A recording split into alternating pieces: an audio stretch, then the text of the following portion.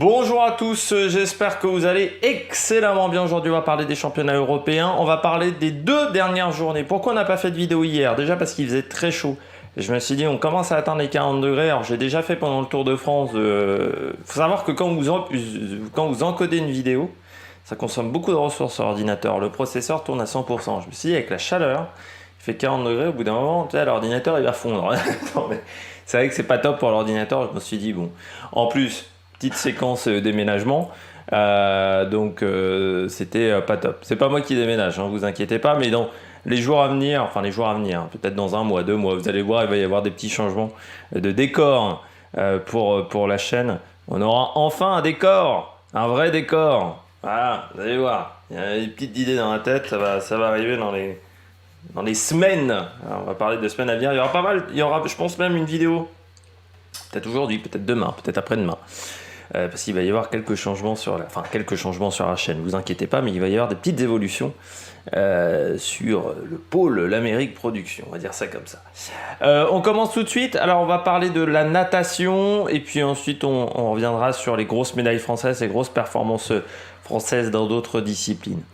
On va commencer à ce qui s'est passé du côté de la journée du 12 août. Il y avait du 200 mètres. Donc hier, avant-hier même, 200 mètres d'eau féminin, victoire de Margareta Panzera devant Cathy Shanahan et Dora Molmar. Il n'y avait pas de Française qui en finale. Bon, on va dire que Margareta Panzera, ce n'est pas vraiment une surprise. La surprise, c'est plus de voir Dora Molmar seulement de 2006 monter sur le podium. Il y a un rajeunissement du côté de la natation qui est assez important. On a des filles qui arrivent très très jeunes maintenant du côté de la natation. Avant, c'était un petit peu des surprises.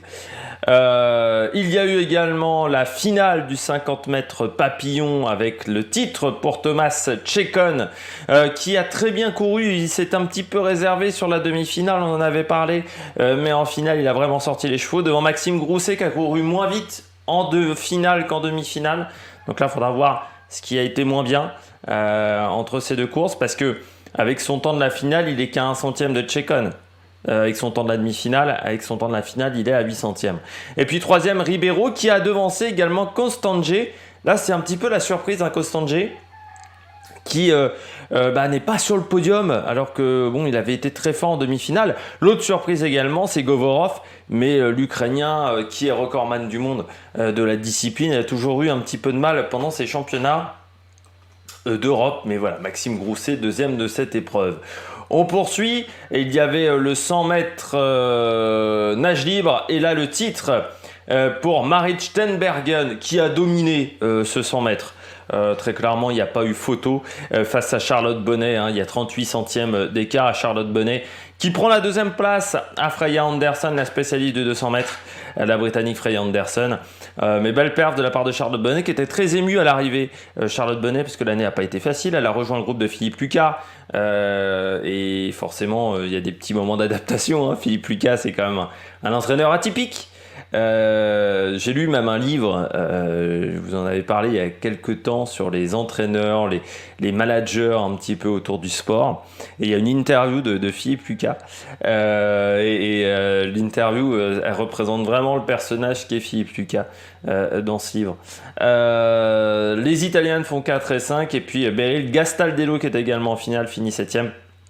Ça allait un peu trop vite, et elle a couru un peu moins rapidement qu'en demi-finale Beryl, donc c'était un petit peu compliqué pour atteindre la finale. Il y avait également la finale du 100 mètres brasse, je ne vais pas me tromper cette fois-ci, le doublé pour les Italiens, Martinenghi devant Federico Poggio, et puis derrière on a Sidlauskas, le Lituanien, on dirait une loutre. Alors c'est pas c'est plutôt un compliment du côté de la brasse, on dirait une loutre parce qu'il a des coulées, le Lituanien, qui sont juste exceptionnels. C'est vraiment atypique, la brasse, c'est une nage qui est quand même particulière pour ceux qui la pratiquent en compétition, qui est très réglementée, notamment au niveau des coulées, des mouvements sous l'eau. Et Sidlauskas maîtrise à la perfection les coulées, donc c'est un coureur, s'il travaille un petit peu les autres phases de course, va devenir très fort. Derrière, Valentin Bayer, devant James Wilby, mais on rappelle que les Britanniques arrivent quand même fatigués sur ces championnats d'Europe après avoir fait les Jeux du Commonwealth et les championnats du monde, tout ça en 6 semaines. Ça commence à être un petit peu dur pour eux. Et puis il y avait également les demi-finales du 100 mètres brasse chez les filles. Il n'y avait pas de Française qualifiée. Meliutite, la Lituanienne, devant Terek Vova dans la première demi-finale, qui est également lituanienne. Et puis dans la deuxième demi-finale, c'est Benedetta Pilato devant Mona McSherry. Pilato, 18 janvier 2005. Donc quand je vous disais qu'on a énormément rajeuni les filles dans ces disciplines-là, c'est vraiment pas une blague.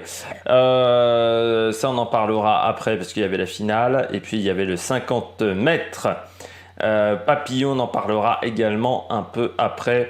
La finale du 800 mètres avec le titre de Simona Quadarella.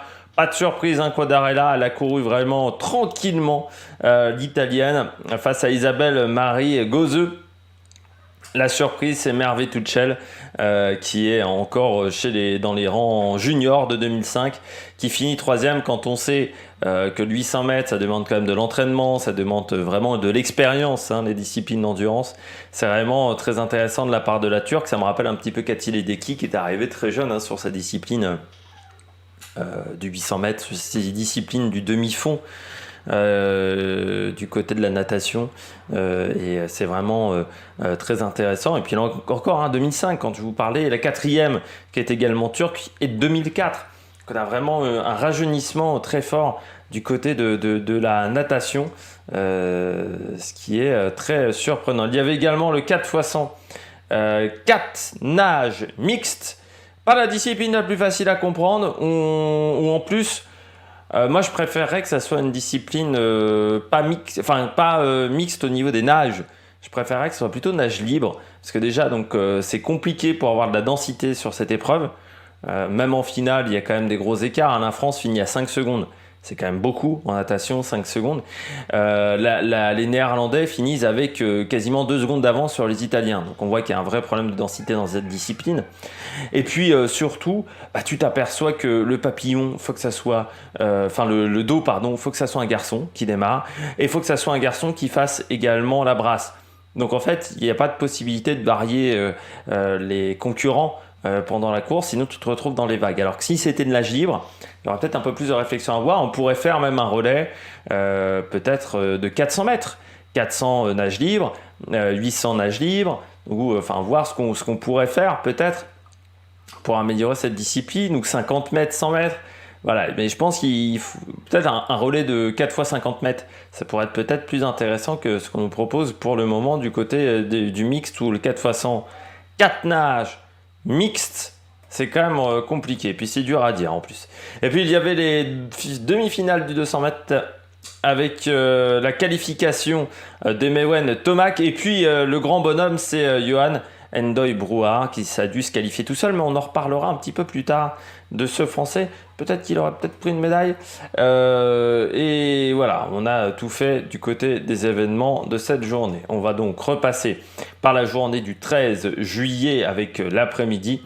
Ça commençait avec les demi-finales du 200 mètres nage libre. Et la première demi-finale remportée par Marit Steenbergen, la championne d'Europe du 100 mètres en 1,57,40 devant Freya Andersen. Donc on devrait retrouver un petit peu les mêmes sur 200 et sur 100 mètres. Qualification également de 2 Slovènes, Janja Segel et Katia Fein, qui sont en 2001 toutes les deux. Et puis du côté de la deuxième demi-finale, c'est Isabelle Marie Gozeux, qu'on a vu également sur 100 mètres, qui a fait 1,57,70 devant Charlotte Bonnet en 1,57,73. Autant vous dire que Steenbergen semble au-dessus, mais que pour la médaille d'argent, ça semble très serré aux alentours de 1,57,7. Et puis Valentine Dumont, la Belge, elle n'a pas réussi à se qualifier. Elle est première réserviste en 1,59,50. Elle a fini 5e de cette demi-finale. Il y avait également du 200 mètres d'eau avec le titre pour Johan Endoy Brouard en 1,55,62 qui a été extrêmement fort. Je rappelle quand même qu'il a dû se qualifier seul à 20h30, c'est-à-dire après toutes les cérémonies de médailles la veille, Alors le stade était plein, mais sans adversaire, sans chronomètre. Et puis, contrairement à l'athlétisme, où quand vous êtes dans cette situation-là, vous pouvez vous servir d'une montre pour savoir votre avance, votre retard, et puis vous avez les écrans géants que vous pouvez voir. C'est quand même beaucoup plus compliqué en dos. Il faut quand même seulement se fier à ses sensations. Donc vraiment pas évident du côté de la natation. Et donc il s'impose devant Benedek Kovač et Luc Greenbank. 7e place pour Mewen Thomas qui a un peu craqué sur la fin de course. Il a un peu plus souffert sur la fin de course. Mewen Thomas qui était parti fort. Et Johan Endoy Brouard qui a fini très très fort sur le deuxième 100 mètres où il a été très performant sur ce deuxième 100 mètres. C'est là où il gagne cette course, surtout sur les 50 derniers mètres où il en a remis alors que les autres n'ont pas réussi à en remettre. Du côté du 50 mètres papillon, la deuxième place pour Marie Wattel, médaille d'argent. Elle ne pouvait rien faire face à la papesse de la discipline, mais la papesse en général, hein. Sarah Sjöström sur les disciplines de sprint à l'exceptionnel. Je rappelle, Sarah Sjöström, 86 médailles dans sa carrière sur les compétitions internationales. C'est quand même très impressionnant. Donc vous savez que Sarah Sjöström, surtout qui n'avait pas fait ni le 100 mètres ni le 50 mètres nage libre, c'est qu'elle avait une idée derrière la tête du côté du 50 papillon. Et donc deuxième place de Marie Wattel qui bat Maike de Waard. Très belle performance de Marie Wattel, mais qui ne pouvait rien faire face à Sarah Sjöström. Elle finit en 25-33, voilà, bon chrono pour Marie Wattel. Là aussi, hein, c'est une médaille intéressante parce que l'année n'a pas été facile. Et puis le record du monde senior, junior, d'Europe, également de ces deux catégories, record également des championnats. Une journée importante ce 13 août 2022 avec David Popovici, le Roumain, qui s'est imposé sur ce 100 mètres. En 46-86, record qui datait de l'époque des combinaisons. Dans cette même piscine, c'était lors des championnats du monde avec César Stiello qui avait battu notamment Alain Bernard.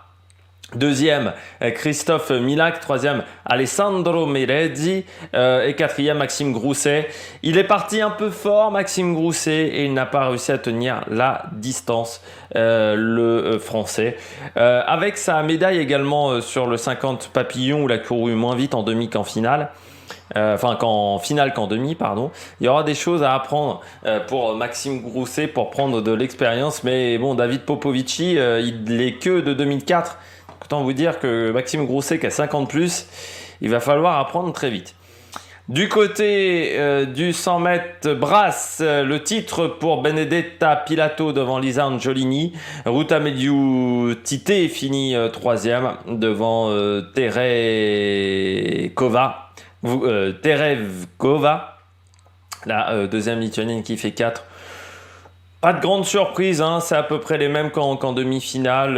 Mediu-Tite qui est quand même moins performante que lors de ses grandes années, hein, notamment après les Jeux de Londres où elle avait vraiment dominé la discipline. Et puis depuis qu'il n'y a plus Efimova non plus, du fait des suspensions, forcément du côté de la brasse, ça ouvre des opportunités. Et elle est de 2005, Pilato. Hein, donc là aussi, quand on parlait de jeunesse du côté de la natation, c'est pas une surprise. Il y avait les demi-finales du 100 mètres papillon. Kostandje s'est imposé dans la première. Il va tenter de se refaire la cerise après être passé un petit peu à côté de cette finale du 50. Devant Simone Bucher, Hubert Kos, le français Clément Secchi, je pense qu'on doit dire comme ça, ou Secchi, finit 5e en 52-10. Il n'est pas qualifié dans la deuxième demi-finale. C'est Christophe Milak, le Hongrois, qui s'impose devant Noé Ponti et Jakub Majerski. Du côté des Hongrois aussi, on est un petit peu fatigué parce qu'on a tout misé sur les championnats du monde du côté de Budapest. Et là, on voit qu'on arrive avec une équipe un petit peu différente de d'habitude. Et puis, il y avait également les demi-finales du 50 mètres d'eau. La première demi-finale remportée par Silva Scalia du côté des filles devant Mehdi Haris et Kira Townsend. La deuxième demi-finale remportée par la française Analia Pigré devant Marie-Ambre Molou, qui est de 2005, qui sort des rangs juniors, qui a fait un très bon départ. Elle est impressionnante, Molou, sur le départ. Il va falloir faire attention aux deux françaises, 27-68, 27-86. Alors c'est un petit peu plus lent que dans la première demi-finale, mais un podium est totalement jouable pour ces deux françaises qui s'imposent devant Maike de Waard, également qualifiée pour cette finale. 3 qualifiés dans la deuxième demi-finale, 5 dans la première. Donc on voit que c'est allé un petit peu plus vite dans la première demi-finale. 200 mètres brasse, la demi-finale remportée la première par Matti Mattsson devant Luca Pizzini. Matti Mattsson qui avait été décevant sur le 100 mètres. Et puis David Viekiera, le Polonais dans la deuxième demi. Et bien qualification de Sidloskas, mais surtout du Français Antoine Viekiera qui a fait une très très belle course en 2:11:14 devant Anton Svein Mäki, l'Islandais. Donc belle performance également d'Antoine Viekiera qui sera en finale ce soir. Et puis il y avait également le 400 mètres 4 nages, victoire de Miralivari, la hongroise devant Susanna Jakabos qui a une énorme longévité. Et puis Freya Colbert, la troisième, et britannique, la première hongroise qui a dominé cette course en 4:37:56. Donc pas forcément de match dans cette compétition. Et puis il y avait encore le 800 mètres nage libre, la finale, Paltrinieri avec les records de championnat. Pas une grande surprise, hein, Paltrinieri domine quand même dans cette discipline depuis quelques années, même au niveau mondial, devant Lucas Martens. Et puis là aussi un jeune concurrent, Lorenzo Galossi, 25 mai 2006, donc record du monde junior pour Galossi en 7:43:37. Donc vraiment une belle performance. Les deux Français, Damien Joly finit 6e en 7:48:82 et Joris Bouchot finit 7e. Ça allait un peu trop vite pour les deux compères français. Et puis il y avait également la finale du 4x100 nage libre féminin. Titre pour la Grande-Bretagne devant la Suède, qui avait pourtant mis dans son relais Sarah Sjöström, qui a fait un 53:12.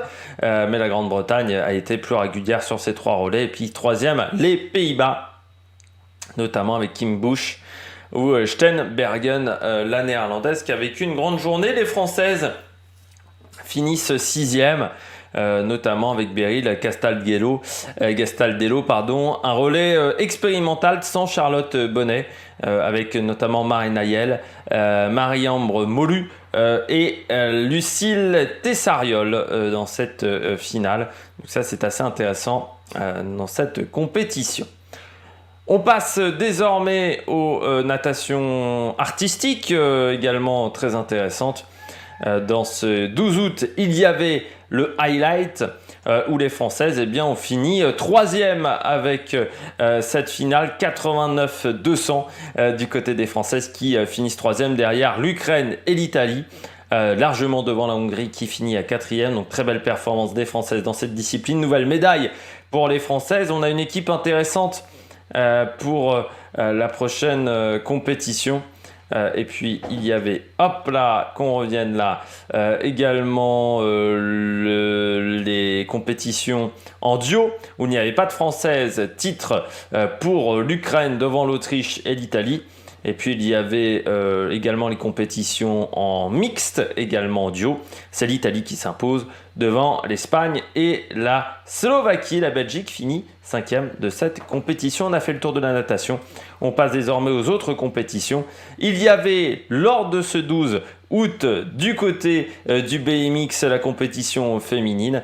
C'est Mesulikova qui s'impose devant Muller et la Française Laurie Pérez qui prend la médaille de bronze. Belle performance du côté de notre Française. Mais là, on a été le plus performant, c'était du côté du cyclisme sur piste, avec notamment le titre en poursuite. Le titre également pour Benjamin Thomas sur la course au point. Il est venu qu'une seule journée, Benjamin Thomas, sur cette compétition, car aujourd'hui, nous sommes le 14 août, il fait la Poly-Normande avec la Cofidis, mais il a été vraiment exceptionnel. Surtout la course au point, vraiment magnifique cette course au point avec ce duel avec Robbie Guise. Moi, vous savez que je préfère par exemple dans les disciplines du cyclisme, vous savez, j'adore la route, mais je préfère la piste largement au cyclocross et au VTT.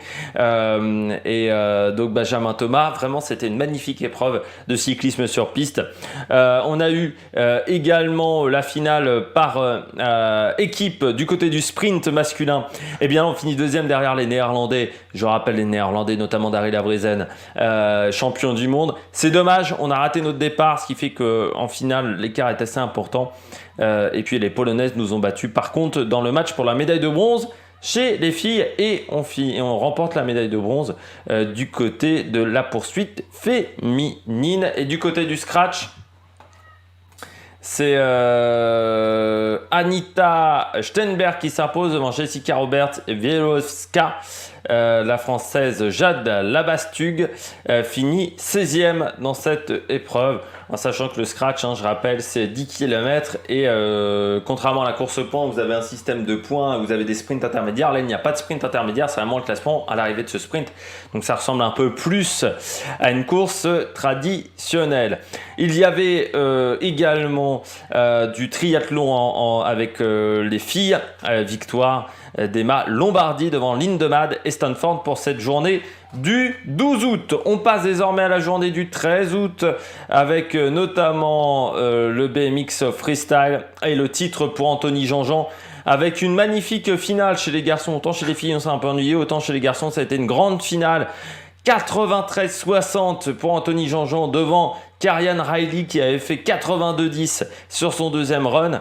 Donc vraiment impressionnant, Anthony Jean-Jean, et Marine Rantes fait 88-80 en finale. Ils sont quand même 5 au-delà des 80 points, donc c'est vraiment des très gros scores pour une finale européenne, même si on aimerait que le BMX soit un peu plus facile d'accès, notamment du côté des noms de figures.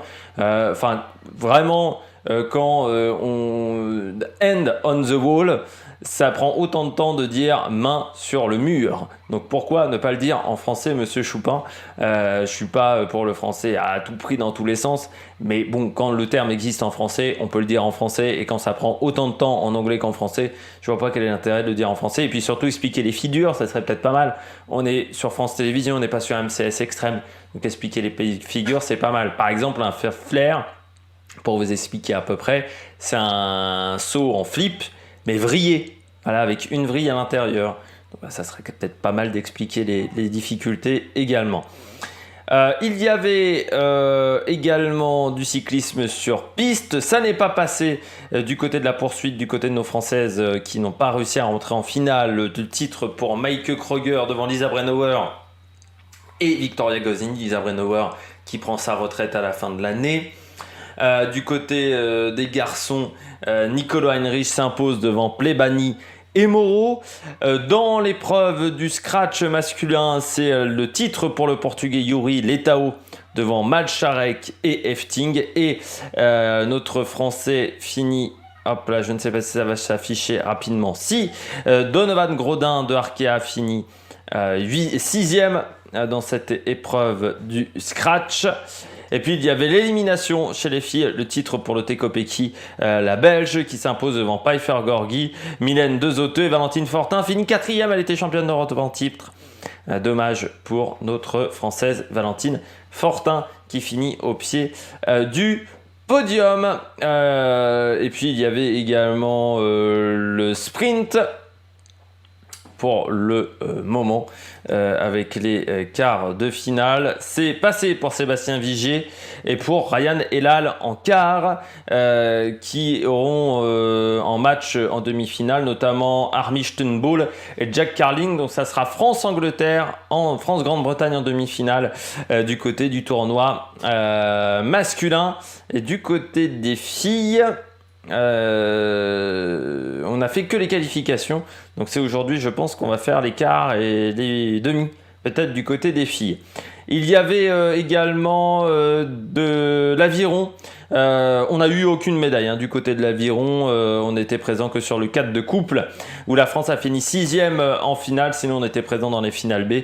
C'est un petit peu la dèche quand même du côté de l'aviron français depuis quelques temps. Et ça se confirme. On n'est plus au niveau pour jouer les grandes compétitions internationales. Là on a remporté la finale B du côté du 4 en filles, du côté du 4 de couple également chez les filles où il n'était que 2 bateaux en finale B, donc on a battu la Roumanie. Mais bon, il va falloir vraiment travailler l'aviron parce que là ça commence à être très très inquiétant. Il y avait également la finale de difficulté chez les filles et de bloc chez les garçons. Eh bien 2 médailles du côté de la France avec Manon Illy en difficulté qui finit avec 41 prises parcourues, donc juste devant la deuxième slovène Krampel et Totkova. Elle n'a pas réussi à prendre la 42e. Elle était à 2 doigts de prendre la 42e et puis elle a lâché. C'est dommage. Et puis Jessica Pils, elle a fait 45 prises, 50 pour Yania Garnbret. Mais elle, c'est la papesse un petit peu de cette discipline. Elle a failli toper, mais le problème, c'est qu'elle n'avait pas réussi à mettre son mousqueton de sécurité. Donc ça n'a pas été considéré comme un top. Voilà, vu qu'elle n'a pas réussi à mettre son mousqueton. Mais vraiment impressionnante, la Slovène. Et puis il y avait, donc comme je vous le disais, une épreuve de... Merde, j'ai fait une petite bêtise. Mais ça va se récupérer.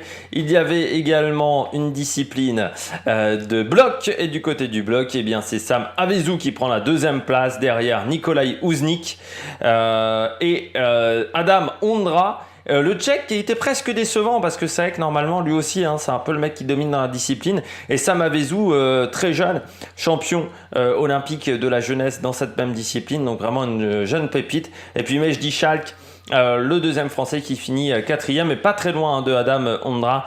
Vraiment ça s'est joué à pas grand chose entre les deux, avec un parcours de bloc qui était extrêmement difficile en demi-finale et en finale, donc ça a vraiment créé des grosses surprises dans cette compétition.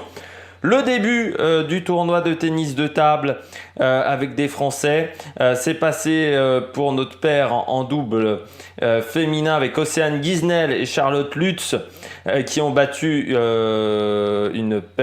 qui ont été battues, pardon. Ça n'est pas passé, elles ont été battues par une paire norvégienne, parce que mes classements sont à l'envers. Elles ont été... Non, elles ont battu la paire norvégienne. Je ne sais pas pourquoi on m'indique une erreur là sur le tableau des Jeux championnats européens. Elles ont gagné 3-7 à 2. 12-10, 8-11, 11-4, 7-11, 11-7 dans ce match. Il y avait également une paire chez les filles, Pavadé et Lutz, mais qui semblerait ont fait forfait dans ce match, ne se sont pas présentés face aux Espagnols. Et puis il y avait également le premier tour pour Emmanuel Lebesson et Simon Gauzy, qui ont gagné 3-0 face aux Monténégrins Radovic et Radulovic, 11-9, 11-5, 11-8 en 3-7 sec. Ils font partie des favoris dans ce tournoi de double, c'est une paire vraiment de grande qualité. Et puis on termine avec le triplé du côté du triathlon. Léo Bergère qui s'impose devant Pierre Lecor, Dorian Coninx, les Français qui ont dominé cette course. Le Hongrois finit 4, mais vraiment il s'est accroché pendant toute la course. Et donc j'ai oublié la gymnastique avec tout ça, où il y avait le concours par équipe, et là ça a été compliqué pour les Françaises dans cette compétition de concours par équipe, où elles se sont ratées à la poutre. Les 3 Françaises qui ont fait 3 chutes à la poutre, et forcément ça ne pardonne pas, et donc on finit 6e de cette compétition, alors que le podium était jouable après les qualifications. On avait fait vraiment des très très belles qualifications, mais voilà, la finale, la pression de la finale, c'est une équipe jeune là aussi, donc une équipe qui va vraiment apprendre pour les Jeux Olympiques de Paris. L'Italie s'impose devant la Grande-Bretagne et l'Allemagne. L'Italie qui a dominé un petit peu ces concours complets, que ça soit en individuel ou par équipe. On verra maintenant les finales para-pareil. Je crois que c'est même aujourd'hui les finales para-pareil du côté des filles en gymnastique. J'espère que vous avez aimé cette vidéo. Si vous avez aimé cette vidéo, n'hésitez pas à vous abonner à la chaîne, à réagir dans les commentaires, à mettre un pouce bleu, à partager la vidéo sur les réseaux sociaux, notamment auprès de vos proches. Et puis nous, on se retrouve pour de nouvelles aventures sur la Mac Production. Ciao, ciao!